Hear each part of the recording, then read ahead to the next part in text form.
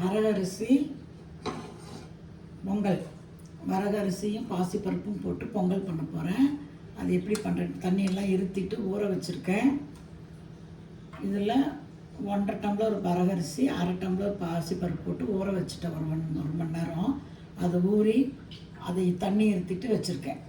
சரிங்களா? இப்போ நெய் போட போகிறேன். நெய் போட்டுட்டு எண்ணெய் ஊற்ற போகிறேன். எண்ணெய் நெய் ஊற்றிட்டேன். இதில் முந்திரி பருப்பு, சீரகம், மிளகு, அப்புறம் 3 பச்சை மிளகாய் ஸ்லிப் பண்ணி வச்சுருக்கிறேன். எங்களுக்கு காரம் கொஞ்சம் வேணும், அதனால். அப்புறம் கருவேப்பிலை,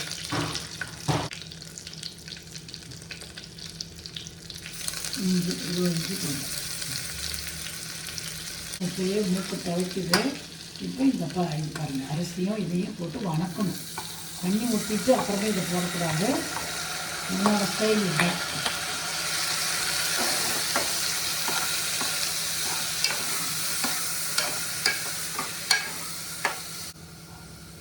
நான் சொல்லுவேன் இல்லையா, ஊற வச்சுட்டு 1க்கு 1 போட்டால் பிரியாணி, 1க்கு 2 போட்டால் சாதம், அரிசியை ஊற வச்சுட்டு 1க்கு 3 போட்டால் பொங்கல். பாருங்கள், இவ்வளோ இருந்துச்சா? இதை நீங்கள் ஒரு தடவை ஊற்றுறேன். 2 3 தடவை ஒரு அளவுக்கு போட்டிருப்பேன்னு வச்சுக்கோங்க. மொத்தமாக 2 ஸ்பூன் போட்டிருக்கேன். போதும். இது நல்லா கொதிக்குது பாருங்கள். பெருசாக வச்சுருக்கேன், கொதிக்கும்.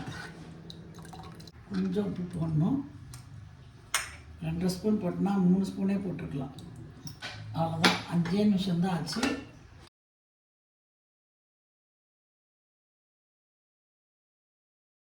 ஃப்ரெண்ட்ஸ், இன்றைக்கி பொங்கல் பண்ணுறேன். ஏன்னா நேற்று சாம்பார் இருக்குது, சட்னி பண்ணி வச்சுட்டேன். அதனால் இன்றைக்கி பொங்கல். ஏன்னா நாங்கள் டிஃபன் காலையில் கஞ்சி தான் குடிக்கிறோம். மத்தியானம் சாதம் சாப்பிட்டோம்னா நைட்டு ஏதோ 1-2 சப்பாத்தி அப்படி சாப்பிட்றோம். டிஃப்ரெண்ட்டாக இதெல்லாம் டிஃபன்லாம் சாப்பிட்றோம். 3 நாள் சாதம் வச்சுட்டு 3 நாள் டிஃபன் பண்ணுவோம். ஒரு நாள் பொங்கல் வச்சுட்டு சாம்பார் வச்சு சாப்பிடுவோம். ஒரு நாள் மசால் தோசை செய்வேன், ஒரு நாள் அடை. இப்படி தான் நாங்கள் டிஃபனை மத்தியானமே சாப்பிட்ருவோம். இன்றைக்கி பொங்கல் பண்ணிவிட்டு சாம்பார் வச்சுட்டு சட்னி செஞ்சு சாப்பிட போகிறோம். தேங்க்யூ. நீங்களும் அது மாதிரி பண்ணி பாருங்கள். அளவெல்லாம் கரெக்டாக காமிச்சிட்ருக்குறேன். பாருங்கள், ஸ்டீம் வருது, சூடாக வருது. இன்னும் வரல, சூடு வரணும். பாருங்கள், சூடு வரல. ஷேர் பண்ணுங்கள், சப்ஸ்கிரைப் பண்ணுங்கள். நிறைய பேர் பார்க்கணுன்னு தான் போடுறது. லைக்கே வரல. ஒரு வீடியோவில் சொல்கிறாங்க பாருங்கள், யாருக்காக சமையல் பண்ணுறீங்க அப்படின்னாங்கன்னா எத்தனை லைக் வருதுன்னா 2 லைக் வந்தால் கூட 2 பேருக்காக பண்ணுறேன். அப்படிலாம் வரல. எனக்கு 100, 150, 200 வருது. அதனால் இன்னும் நிறையா பேர் பார்க்கணுங்கிறது தான் ஆசை.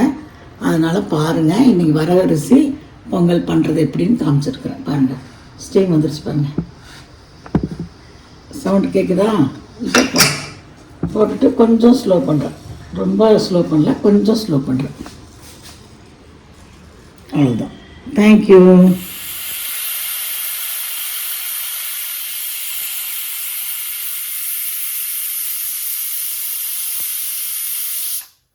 ரெண்டாவது விசில் இது. 3 விசில் வந்தோடனே ஸ்லோ பண்ணிவிட்டு ஆஃப் பண்ணிவிடுவேன். 2 விசில் அடிச்சிருக்கேன். 3ஆவது விசில் வந்தோடனே ஸ்லோ பண்ணிவிட்டு ஒரு 3 மினிட்ஸ் வச்சுருந்துட்டு ஆஃப் பண்ணிவிடுவேன்.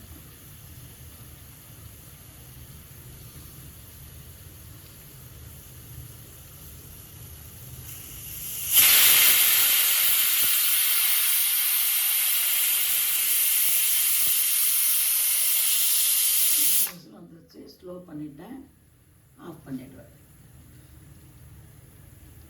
ஸ்லோ பண்ணி ஒரு 3 மினிட்ஸ் வச்சுட்டு இருந்து அதுக்குள்ளேயே இன்னொரு விசில் வந்தாலும் பரவாயில்ல தான், ஒன்றும் பிரச்சனை இல்லை.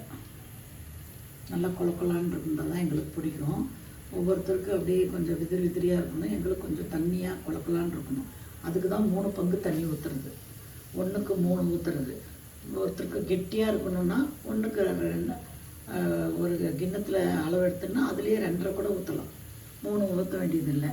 கெட்டியாக இருக்கணும்னா நான் 3 ஊற்றினா தான் எங்களுக்கு கொலக்கொலன்னு இருக்கும். அதுதான் எங்களுக்கு பிடிக்கும். இன்றைக்கி வரகரிசி பாசிப்பருப்பு பண்ணி காமிச்சிருக்கேன். சரிங்களா? ஒரு தடவை வந்துடும். நீங்கள் அது கூட கணக்கு வச்சுக்கோங்க. 3 தடவை விசில் அடிச்சுட்டு ஸ்லோ பண்ணோடனே ஒரு விசில் வந்தோடனே ஆஃப் பண்ணிவிடுங்க.